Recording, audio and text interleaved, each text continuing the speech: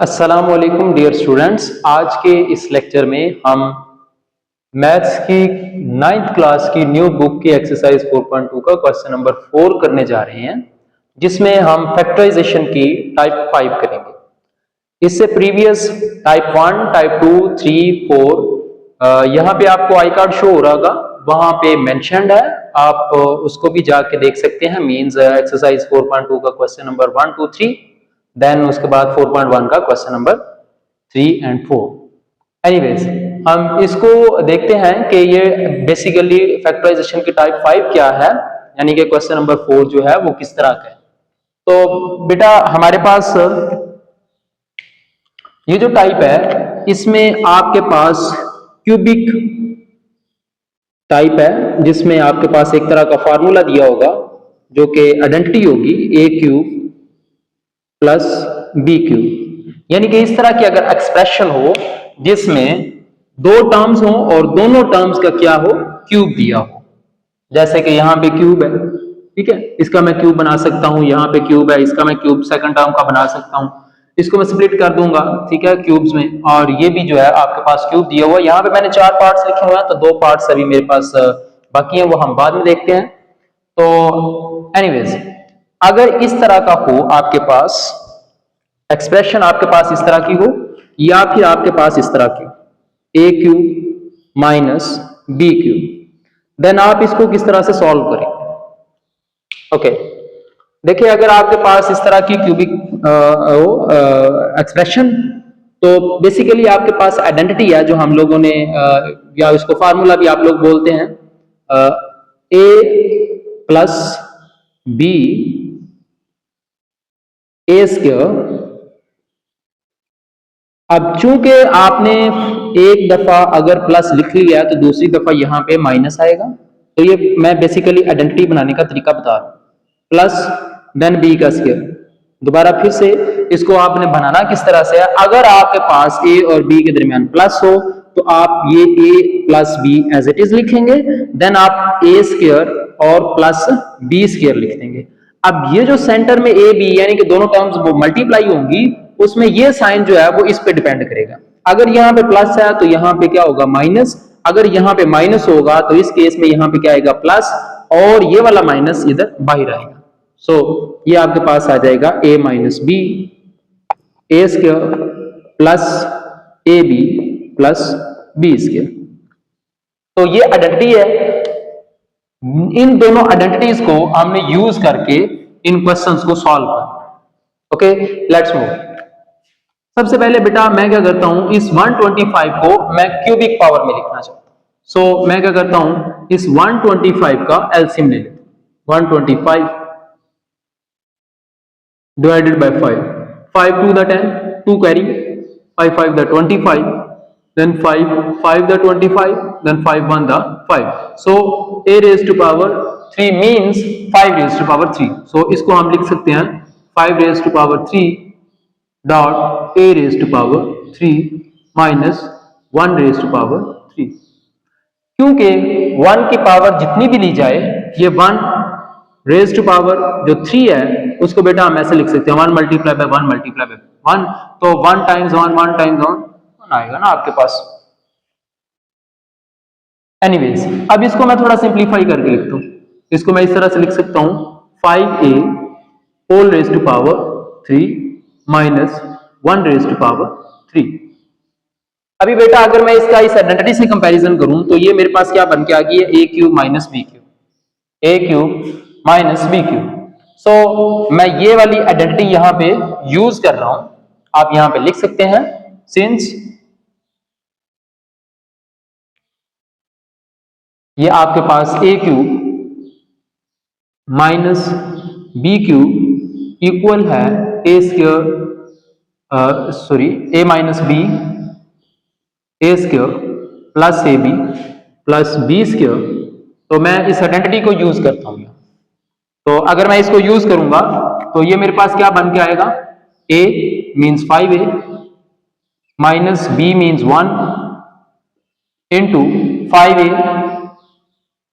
Square और plus a means 5a और b means 1, then b means 1 square. अब इसको मैं फर्दर जो है वो सिंप्लीफाई करता हूँ। सो ये आ जाएगा आपके पास 5a माइनस 1। अब चूंकि 5 का स्क्वायर है और a का भी स्क्वायर है तो हम क्या लिख सकते हैं, 5 5 द 25 और a square, then plus 5 1 the 5a plus 1 का स्क्वायर 1 होता है। तो ये बेटा मेरे पास क्या आ गया, ये फैक्टर्स आ गए। अब नेक्स्ट देखिए तो इसकी आप फैक्टराइजेशन नहीं कर सकते, इसको मजीद फैक्टर्स में आप स्प्लिट नहीं कर सकते, तो हम इसको दो फैक्टर्स में इधर ही छोड़ देते हैं। तो आपने क्या किया है, इसकी फैक्टराइजेशन कर दी है क्यूबिक की। ओके, अभी नेक्स्ट पार्ट इसका सेकंड वाला देखते हैं। तो इसको भी बेटा सबसे पहले मैं क्या करता हूं, इसका एलसीएम ले लेता हूं। सो 64 का एलसीएम क्या आएगा मेरे पास, 4 1 the 4 2 carry 4 6 the 4 4 the 16 4 1 the, so 4 raised to power 3, since 4 is 3 times, so 4 raised to power 3 dot x raised to power 3, that means multiply plus. अब ये 125 है, तो जैसे कि मैंने 125 का यहाँ पे मैंने क्यूब फाइंड किया हुआ है, तो मीन्स इसको मैं 5 raised to power 3 लिख सकता हूँ। अभी इसको मैं इस तरह से भी सिंप्लीफाई करके, सिंस यहाँ पे जो मैं लॉ यूज कर रहा हूं वो मैं यहाँ पे अगर मेंशन कर दूं, since a raised to power m dot b raised to power m is equal to ab whole raised to power m, ये आइडेंटिटी या फिर लॉ आप कह सकते हैं मैं यूज किया है कि बेसिस अगर डिफरेंट हो पावर सेम हो तो पावर सेम लिखने के बाद ये बेसिस मल्टीप्लाई हो जाते हैं। तो मैंने क्या किया है, इन बेसिस को मल्टीप्लाई किया यानी कि 4x और ये power same 5 raise to power 3 bit. अब यहाँ पे मैं ये वाली पहली आइडेंटिटी यूज कर रहा हूँ, a cube plus b cube है। सो a है ये मेरे पास क्यूब प्लस ये b का क्यूब है, तो मैं इस आइडेंटिटी को यूज करते हुए इसको मैं लिख सकता हूँ a means 4x plus b। मैंने क्या किया है, ये लिखा है a plus b into a square means 4x square minus ab mean 4x multiply by 5, 4x multiply by 5 plus b square means 5 square 5 raise to power 2। अब इसको एक और स्टेप में मैं इसको सिंप्लीफाई कर देता हूं, ये वाली टर्म आपके पास एज इट इज आ जाएगी प्लस 5, देन आपके पास ये 4 की पावर 2 है, 4 की पावर 2 क्या होती है, 4 2 times 4 4 the 16 x square minus 5 4 the 20x plus 5 5 the 25। तो ये बेटा आपके पास क्या आ गया, ये सेकंड पार्ट की आपने फैक्टराइजेशन कर दिया। Let's move on to the third part. अभी ये हमारे पास है x पावर 6। देखिए ये जो x की पावर 6 है इसको आप इस तरह से लिख सकते हैं x square 4 raise to power 3, since क्योंकि यहां पे बेटा मैं वजह लिख देता हूं, सिंस हमने एक एक्सपोनेंशियल लॉ पढ़ा हुआ है a raise to power m whole raise to power n is equal to a raise to power m multiply by n। तो इसका मतलब ये हुआ कि अगर आप x raise to power 2 whole raise to power 3 लिखते हैं तो ये दोनों आपस में मल्टीप्लाई होकर क्या हो जाएंगे 6, जैसे कि मैंने दोनों को मल्टीप्लाई किया। ओके, तो हम इसको इस तरह से भी लिख सकते हैं। एनीवेज अब ये 27 है, तो 27 का एलसीएम अगर हम फाइंड करेंगे 27 3 9 द 27 3 3 द और 3 1 the means 3 raise to power 3 लिख सकते हैं। तो 3 रेज़ टू पावर 3। तो ये बेटा मेरे पास किस फॉर्म में आ गया, ये मेरे पास ये सेकंड आइडेंटिटी की फॉर्म में आ गया, a cube minus b cube. तो मैं ये आइडेंटिटी यहां पे यूज करता हूं, तो मैं इसको लिख सकता हूं a means x square minus b means 3 into a square means x square. ये x ये है मेरे पास, ये है a, ठीक है। तो मैंने a का स्क्वायर किया, सो a का square minus plus a means x square और b means 3 plus b square means 3 square. अभी हम इसको थोड़ा और सिंप्लीफाई करके लिखते हैं। सो ये आ जाएगा x स्क्वायर माइनस 3, ये x square raise to power 2 है, तो ये आइडेंटिटी अगर हम यूज करें तो 2 टू द 4 होगा, तो x रेज़ टू पावर 4 प्लस ये मल्टीप्लाई होगा तो 3x स्क्वायर प्लस 3 3 द 9। तो ये बेटा हमारे पास क्या आ गया, इसकी फैक्टराइज्ड फॉर्म आ गई। Now let's move on to the fourth part. ये जो 1000 है बेटा, इसको आप सबसे पहले इसका एलसीएम फाइंड कर लें।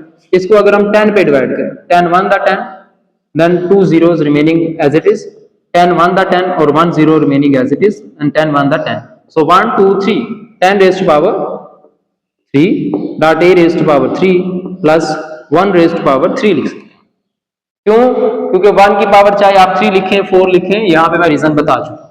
एनीवेज, अब since bases are different but powers are same, so bases multiply हो जाएंगे। 10a whole raised to power 3 plus 1 raised to power 3। अभी ये मेरे पास कौन सी आइडेंटिटी आ गई है बेटा? मेरे पास ये फर्स्ट आइडेंटिटी आ गई। अभी हम इस आइडेंटिटी को इस्तेमाल करते हुए यहां पे लिख सकते हैं 10a plus b means 1, then ये a square means 10a square minus a multiply by b means 10a multiply by b, then plus b square means 1 square। ये आपके पास है। अभी आप इसको सिंप्लीफाई फॉर्म में लिखें। अगर इसको सिंप्लीफाई करेंगे तो आपके पास क्या आएगा?